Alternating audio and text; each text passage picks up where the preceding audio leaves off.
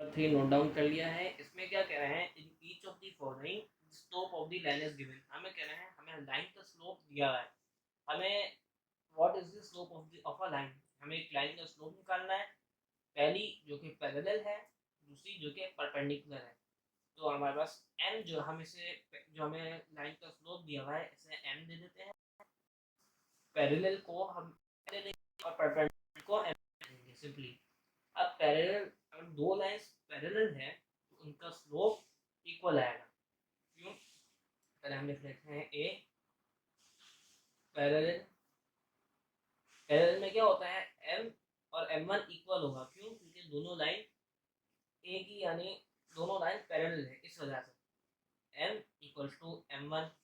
तो m क्या, हमारा m1 क्या आ जाएगा हमारे पास 2/3। अब हमें परपेंडिकुलर निकालना है, तो परपेंडिकुलर हम किस तरह से निकालेंगे। अब हमने जो लाइन पैरेलल निकाली है उससे भी हम परपेंडिकुलर निकाल सकते हैं, और जो लाइन गिवन है उससे भी परपेंडिकुलर निकाल सकते हैं, दोनों सेम ही। तो हमारे पास परपेंडिकुलर लाइन का स्लोप निकालने का फॉर्मूला था m1 m2 इक्वल टू -1।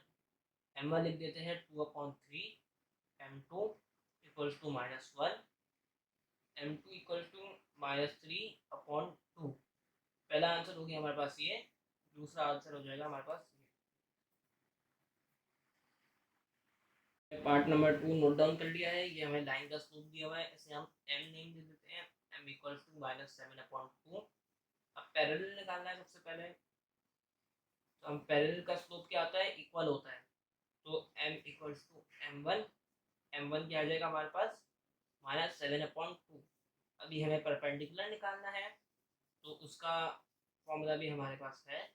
तो क्या होता है m1 m2 equal to -1। m1 हम पुट कर देंगे -7/2, m2 फाइंड आउट करना है इक्वल टू -1। m2 क्या होगा, अब टू वहाँ जाके मल्टीप्लाई होगा, तो ये हो जाएगा हमारे पास -2 और -7 डिवाइड होगा तो -7, माइनस से माइनस कैंसिल हो जाएगा, तो m2 आ जाएगा हमारे पास 2/7। पहला आंसर ये हो गया हमारे पास, दूसरा आंसर हमारे पास ये हो गया। हमने पार्ट नंबर 3 नोट डाउन कर लिया है। ये जो हमें स्लोप दिया हुआ है हम इसे m नेम दे देंगे, यानी m इक्वल टू -1। भी हमें इसके पैरेलल लाइन का स्लोप निकालना है। पैरेलल उसके अंदर क्या होता है, दोनों स्लोप इक्वल होते हैं।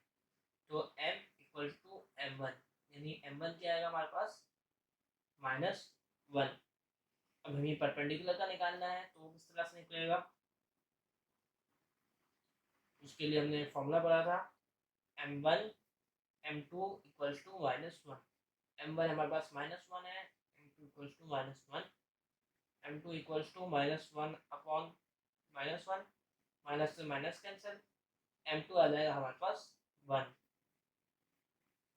ये हो जाएगा हमारे पास फाइनल आंसर। हमने पार्ट नंबर 4 नोट डाउन कर लिया है। इसमें हमें m दिया हुआ है 4, m इक्वल टू 4। इसका पैरेलल निकालना है। सबसे पहले पैरेलल, पैरेलल के लिए हम क्या करेंगे, m इक्वल टू m1, जो पैरेलल में दो पैरेलल लाइंस का स्लोप इक्वल होता है। m इक्वल टू m1, तो m1 की वैल्यू क्या आ जाएगी हमारे पास 4। दूसरा में निकालना है परपेंडिकुलर का, परपेंडिकुलर। अब परपेंडिकुलर का क्या होता है फॉर्मूला हमारे पास m1 multiply by m2 equal to -1। m1 है 4, 2 equal to -1, m2 equal to -1/4। ये हो जाएगा हमारे पास आंसर। हमने क्वेश्चन नंबर 2 कंप्लीट कर लिया है। इसकी पिक्चर्स फेसबुक पेज पे अपलोड कर दी गई है, तो आप वहाँ से भी इससे इस्तेफादा हासिल कर सकते हैं।